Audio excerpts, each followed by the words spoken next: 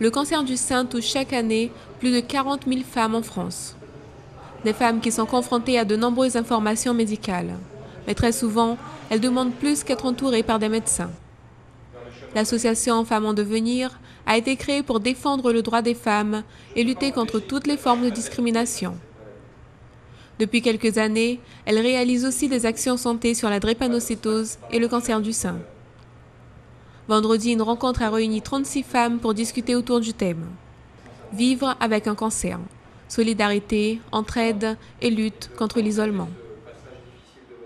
Aujourd'hui, cette rencontre, elle consiste à apporter du bonheur à ces 36 femmes qui sont dans des situations très difficiles, soit de soins lourds, soit de rémission, ou alors qui ont envie de faire partager leur expérience pour montrer qu'il faut beaucoup de courage pour pouvoir faire face à cette difficulté. Eh bien, le message que je peux envoyer, surtout, ne restez pas seul, parlez-en à votre époux, parlez-en à vos enfants. Pour chacun, il y a des mots que l'on peut choisir, mais surtout, ne pas rester dans l'isolement, dans son coin. Savoir qu'il y a autour de vous des gens qui sont prêts à partager avec vous, à vous accompagner. Pas vous donner des conseils, pas du tout, mais à partager un petit peu avec vous. Et cela va vous donner un petit peu plus d'énergie, un petit peu de force. Votre énergie va soutenir l'énergie de l'association et l'énergie de l'association avec ses membres va soutenir aussi votre combat et vos efforts. C'est pourquoi le grand conseil, non, mon souhait et le souhait de toute mon équipe, c'est ne restez pas seul, ne restez pas isolés. La rencontre a compté avec la présence du sous-préfet aux communes de l'intérieur et du maire d'Irakobo. Les associations sont un tissu, un intermédiaire indispensable à créer du lien et à générer la solidarité et la cohésion. C'est le cas aujourd'hui de Femmes en Devenir qui tend la main aux femmes malades de cancer pour leur exprimer que la solitude n'est pas une fatalité dans la maladie et que les échanges qu'elles peuvent entretenir entre elles peuvent les conduire à une meilleure réappropriation de soi et à un meilleur combat, je dirais, dans la maladie.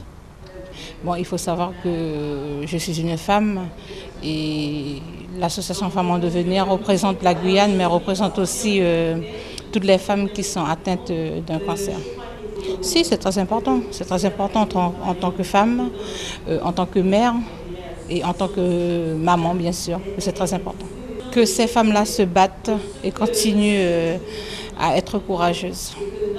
Le rendez-vous a permis aux 36 femmes présentes d'échanger leur expérience. C'était aussi un moment de détente avec des ateliers et de la danse. Parler de prothèses mammaires, mais aussi de massage, yoga, soins du visage, manucure et bien d'autres. De nombreuses questions surgissent à l'annonce d'un diagnostic de cancer du sein, ce qui est bien compréhensible. Pour surmonter une telle situation, il est important de ne pas s'isoler, de rester proche de la famille. Des groupes de parole ont été mis en place en Guyane par l'association Femmes en Devenir. Il n'y a aucune raison d'affronter la maladie seule.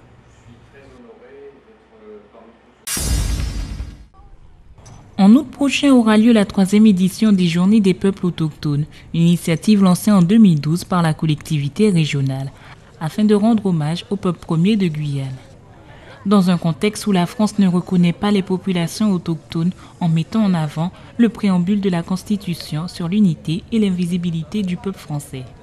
Les populations autochtones et bushingués se trouvent sur le territoire de la Guyane. Elles ne se trouvent pas ailleurs. Et il y a un principe fondamental dans la Constitution, dans notre Constitution, l'article 1 qui précise que le peuple français est indivisible. Et donc, la France ne reconnaît pas les populations autochtones. Pourtant, c'est une réalité, puisque ces populations existent, que nous avons des chefs coutumiers, que nous avons des modes de vie que nous ne pouvons pas ignorer. Donc la position de la région Guyane, en tout cas de l'exécutif régional, c'est la reconnaissance de ces populations et il faut prendre à bras le corps donc les problèmes qui se trouvent pour y apporter donc des solutions. Cette reconnaissance au niveau régional, elle est effective et le président de région a eu la volonté politique donc d'instaurer depuis le début de son mandat les journées des peuples autochtones qui se déroulent le 9 août et le jour suivant. Et à l'occasion, alors quels sont les problèmes qui se posent? Forcément donc la reconnaissance d'abord officielle qui implique le statut des autorités coutumières. Donc aujourd'hui, nous savons que seules quelques autorités coutumières donc, sont rémunérées par le Conseil général et nous avons toujours dit que nous souhaitions que l'ensemble des autorités soient prises en compte avec un véritable statut, une rémunération tout à fait raisonnable, des missions de service public régional pour accompagner les collectivités et puis donc cette reconnaissance donc officielle. Ensuite, il y a la représentation et des populations Bushlingé et amérindiennes et celle des chefs coutumiers. Pourquoi? Parce que notre société est organisée de façon avec la représentation. C'est une base démocratique représentative, tant il est vrai que tout le monde ne peut pas être partout. Donc, il faut organiser cette représentation. De façon formelle. La mandature passée a été un gouffre pour les finances de Saint-Georges de l'Oyapock, qui a vu ses dépenses de fonctionnement augmenter de plus d'1 500 000 €. Elle a confondu économie et démagogie. L'actuel maire de la commune de Saint-Georges de l'Oyapock, Georges Elfort, a réalisé un audit organisationnel et financier pour obtenir des informations, selon lui, plus précises et fiables sur la situation actuelle de la commune. Hier, dans la matinée, il a analysé les données qu'il décrit comme le résultat d'une mauvaise gestion, en faisant référence à l'ancienne maire de Saint-Georges, Fabienne Mathurin-Brouard. Selon l'audit réalisé par Georges Elfort, la commune aurait un déficit de plus de 3 millions d'euros. C'est donc le moment d'entamer des procédures pour redresser la situation. Georges Elfort considère que 2 points importants pour sortir de la crise seront un prêt de restructuration qu'il prévoit de demander et la suppression de postes. L'audit recommande la suppression de 24 postes de contractuels. Oui et non, c'est pas dans ce sens. Si c'est des contractuels, il y a 24 contrats, on gardera ceux dont on a vraiment besoin et les autres, on va sûrement ne pas les renouveler. Mais ça ne veut pas dire que lorsque vous êtes contractuel, vous savez qu'au terme de votre contrat, on n'est pas obligé de vous engager. Simplement, c'est que l'audit nous démontre aujourd'hui qu'il y a une course folle pour peut-être sa réélection et que en passant de 50 agents à 112 agents et notamment en recrutant un certain nombre d'argent important entre 2013 et 2014, ça prouve que ça n'avait aucun sens et la collectivité n'a pas assuré mieux les services qu'elle doit rendre justement à la population. La mandature est bien plan B, explique Georges Elfort. La construction d'une école, l'extension du marché, des investissements en logement et tous les autres plans que le maire avait pour sa commune auront plus de difficultés pour démarrer. Explique le maire qui se dit malgré les résultats, confiant. Ah si, la mandature est bien plombée, parce que je pense que lorsqu'on laisse une commune à plus de 3 millions de déficit, c'est qu'on a essayé de plomber la commune. Mais ce n'est pas pour moi, c'est pour que la population de l'Oyapock et la population guyanaise sachent que lorsqu'on gère une commune, ceux qui gèrent doivent gérer, ils gèrent des fonds publics, ce n'est pas leur argent. Et donc expliquer un petit peu et faire connaître justement la situation pour qu'on ne soit pas surpris peut-être du manque de moyens de la municipalité, mais surtout comprendre que la commune doit rendre service à la population. Et nous, pendant 3 ans, nous allons gérer avec ce que nous avons, mais j'ai espoir, je suis un battant, je sais que je pourrais faire en sorte que les projets que nous avons mis en œuvre, que nous aurons à mettre en œuvre, nous allons les réussir. Georges Elfort se donne 3 ans pour redresser la situation de la commune. Les pires choses et nous éloignent de ce qu'aurait pu être une jeunesse normale. Cette fille-là est un diable qui souhaite m'entraîner dans sa chute. À première vue, on serait amené à penser qu'ils répètent une pièce de théâtre ou encore travaillent un spectacle. Mais ce n'est pas le cas. Ces jeunes volontaires s'apprêtent à présenter le nouveau livre de l'écrivaine guyanaise Emeline Octavie, intitulé « Que ne semble ma jeunesse ». Pour la sortie de son livre, l'auteur a souhaité l'originalité et pour ce faire, 22 jeunes volontaires seront sur scène et présenteront quelques tableaux du livre vendredi 27 juin à l'Ancre. À noter aussi une séance de dédicace le samedi 28 juin à la librairie guyanaise.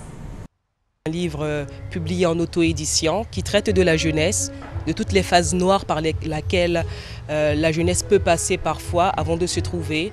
Un livre qui est peut-être un peu une lumière d'espoir, d'accord? Avant tout un cri d'espoir pour pouvoir permettre à la jeunesse de comprendre qu'elle a beaucoup de possibilités qui s'offrent à elle. Vendredi soir, je propose une présentation du livre, donc officiellement je lance la promotion du livre. Cette présentation serait effectuée par des jeunes qui ont été volontaires, sensibles au projet et qui présenteront le livre à leur façon, à travers ce qu'ils savent faire, ce qu'ils savent dire. Axée sur la jeunesse, Emeline Octavie a voulu écrire un livre qui nous donne à entendre le cri de la jeunesse, malgré le bruit qui l'entoure et le silence qui la guette. Grossesse, école, flirt, solfège, suicide, drogue. Dans ce livre, on retrouve toutes les problématiques que peut rencontrer un jeune. Si je prends ici le cas de la Guyane, beaucoup d'enfants n'ont pas forcément la chance d'avoir des parents qui les suivent quotidiennement, qui les suivent jour après jour. Donc c'est important que les parents puissent parler des différents choix que s'offrent aux jeunes, mais aussi montrer que tout simplement qu'un parent soit là, conseille son enfant, ça a de l'importance. Bon, je le dis bien modestement, je prête ma voix à la jeunesse. Je ne me tiens pas à l'écart, je reste prêt parce que j'étais jeune il n'y a pas si longtemps, je ne suis pas encore totalement vieille.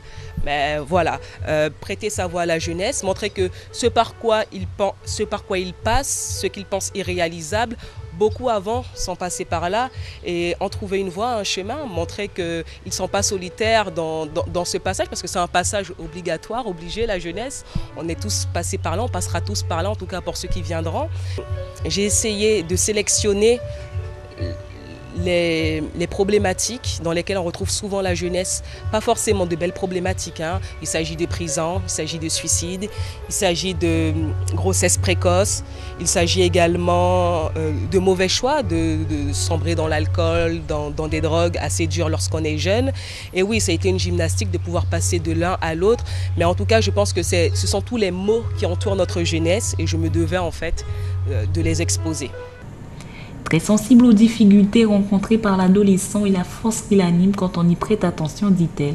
Son engagement se traduit par ces milliers de mots écrits dans son ouvrage « Que ne semble ma jeunesse ». C'est facile d'être jeune et de faire un choix.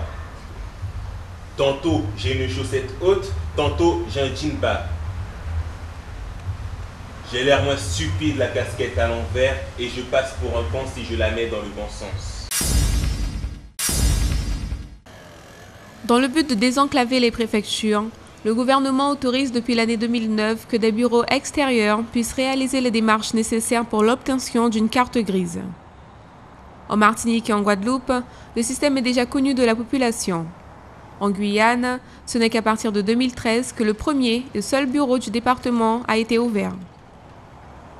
La société de location de voitures Number One Auto donne la possibilité à ses clients de faire la demande d'une carte grise. Il n'est donc plus nécessaire d'affronter les longues queues à la préfecture. Martinique-Guadeloupe, c'est quelque chose qui est totalement maintenant devenu courant. Les gens ne vont plus à la préfecture que pour faire des dossiers dont je n'ai pas la main sur le logiciel.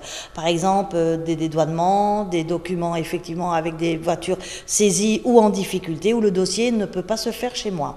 Donc c'est quelque chose qui est très libre au niveau des personnes, parce qu'en réalité, je dirais que pour les gens, ce qui est facile, c'est la démarche. Sur Saint-Laurent, on fait en même temps une démarche proche du public, parce que nous avons un public bouchiningué, nous avons un public étranger qui ne parle pas le français, qui n'écrit pas non plus le français.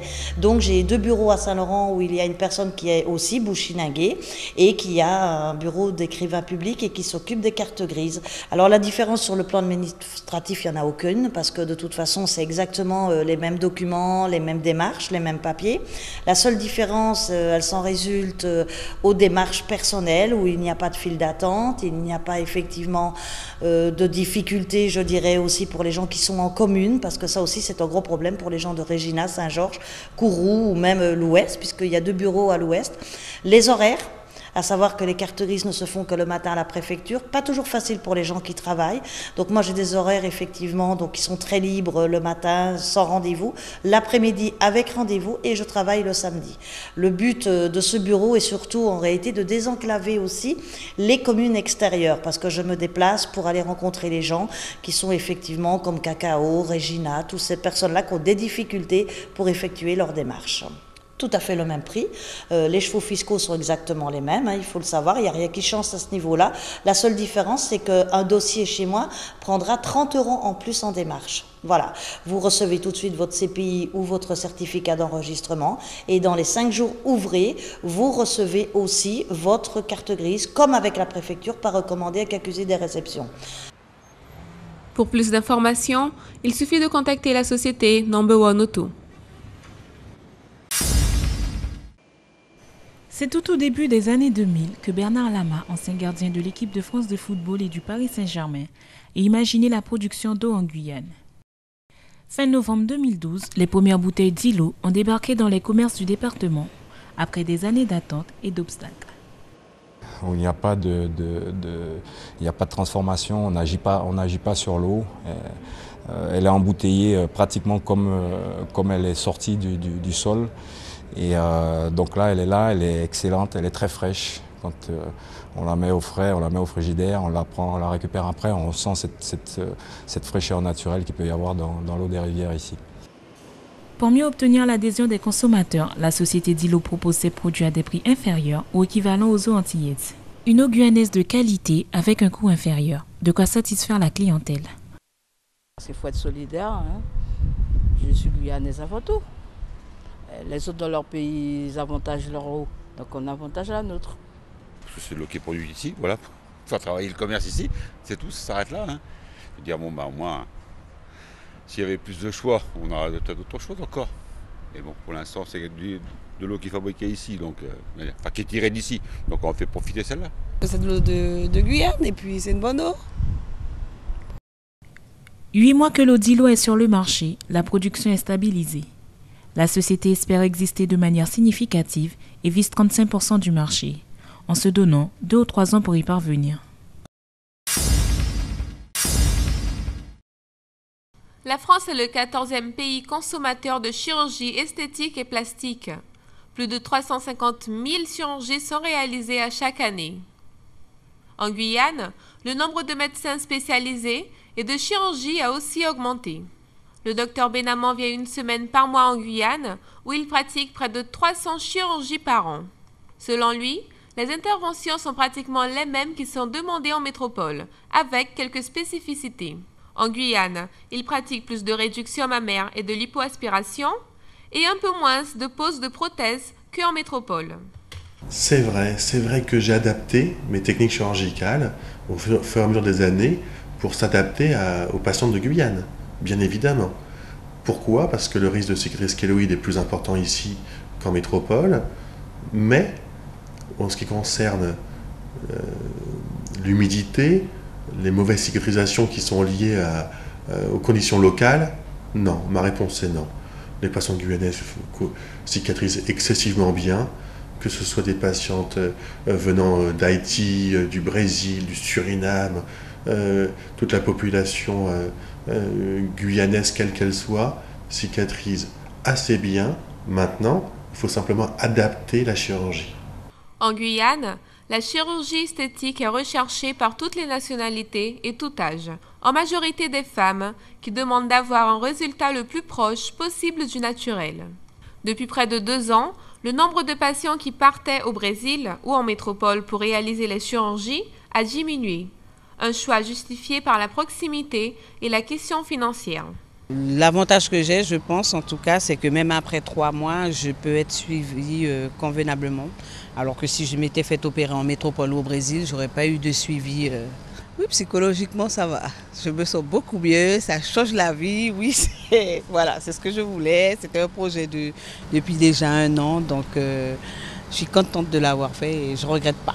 Alors j'ai pratiqué une lipoaspiration plus une pose d'implant mammaire. Rapport qualité-prix, je trouve ça correct par rapport à ce qui est effectué en métropole ou ailleurs. Après, comme je vous l'ai dit tout à l'heure, il n'y a pas le billet d'avion. Avoir recours à la chirurgie esthétique comporte toujours un risque. Une fois votre décision prise, réalisez un vrai travail de préparation pour être sûr de comment et par qui vous allez être opéré. Bon voilà, écoutez, on vient vous chercher d'ici une bonne heure. Oui, d'accord. Et après c'est 3 quarts d'heure d'intervention. Et après je viens vous revoir dans votre chambre dans l'après-midi. Ok? Pas trop angoissé? C'est normal.